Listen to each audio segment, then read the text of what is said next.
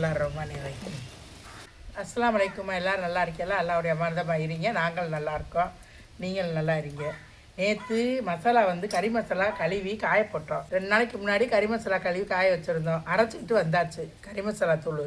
இந்த தூளில் இன்றைக்கி புது மசாலாவில் இன்றைக்கி எலும்பு, கத்தரிக்காய், முருங்கைக்காய் போட்டு ஆனங்காய்ச்ச போகிறேன். ஆனங்காய்ச்சி இந்த கத்தரிக்காயை சுட்டு சம்பல் வைக்க போகிறேன்.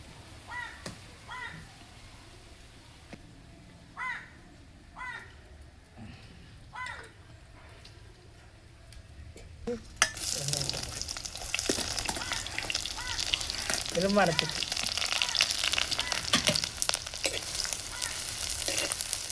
இஞ்சி பேஸ்ட்டு,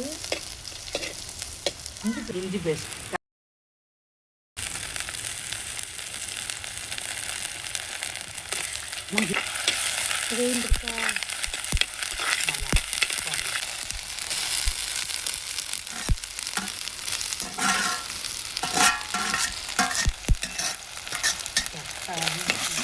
கருவாட்டில் கஷ்டமாக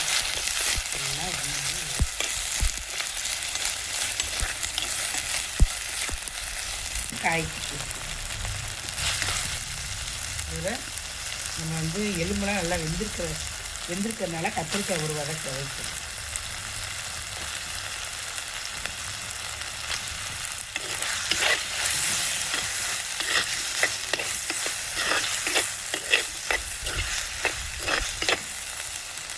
ஒரு ஸ்பூனு மிளகாப்பொடி. ஏண்டா நம்ம மிளகாப்பொடி கறி மசாலாவில் இல்லை, அதனால் உரப்புக்கு குட்டி ஸ்பூனு காஷ்மீர் மிளகா ரெண்டு குட்டி ஸ்பூனில் 2 ஸ்பூன்.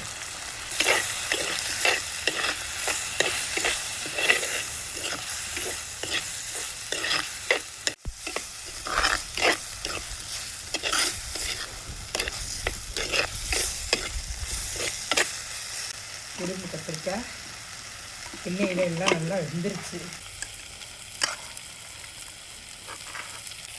எலும்பு நல்லா வெந்து வேக வச்சு இறக்கி வச்சுட்டோம். வேக வச்சு இறக்கி வச்சுருக்கு. இதை இப்போ அதில் ஊற்றப்போம்.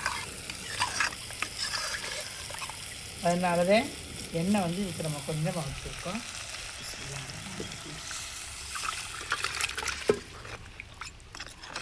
மசாலா எப்போ போடுவீங்க? இந்த இப்போ போடும்.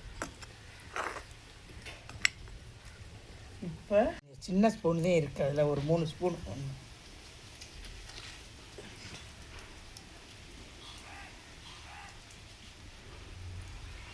அவ்வளோதே மசாலா. 4 ஸ்பூன் போட்டிருக்கீங்க. 4 ஸ்பூன் போட்டிருக்கு. குட்டி ஸ்பூனில் 4 ஸ்பூன் போட்டிருக்கு மசாலா. எலும்புக்கு அரைச்சிட்டு வந்த கறி மசாலாவை போட்டு இப்போ குழம்புல கலக்கலாம்.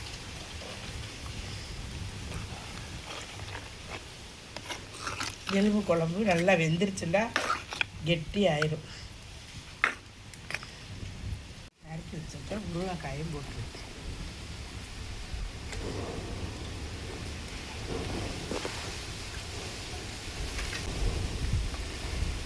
இப்படியே இருடா நல்லா இந்த இருக்க இந்த கத்தரிக்காயை இப்படி சுட்டு விளாடுறப்பான்னு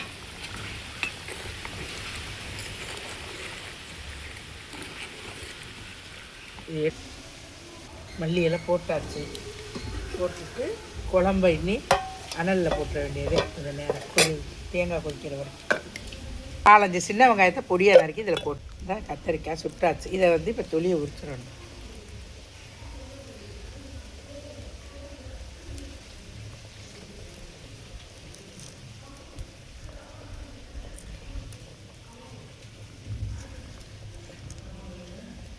உரிச்சாச்சு பாருங்க. முழுசாக கத்தரிக்காயை சுட்டு விடுவா. ஒரு 2 பீஸ் போதும். அவ்வளோ பாருங்க. மிளகாய் நல்லா சுட்டாச்சு.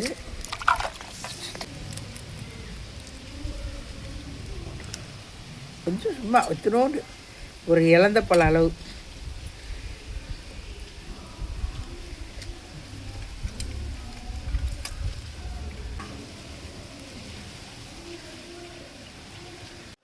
இந்த புளியை இதில் ஊற்றி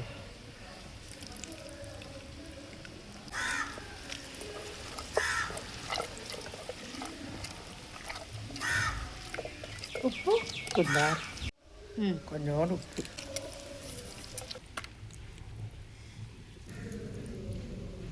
இந்த எலும்பானத்துக்கு இந்த கத்தரிக்காய் சம்பல் பிரமாதமாக இருக்கும்.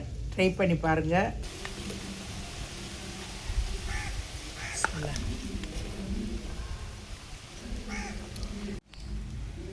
இந்த குழம்புக்கும் இந்த இந்த கத்தரிக்காய் சுட்டு பிணைஞ்ச சம்பல் ரெண்டும் செஞ்சு ட்ரை பண்ணி பாருங்கள்.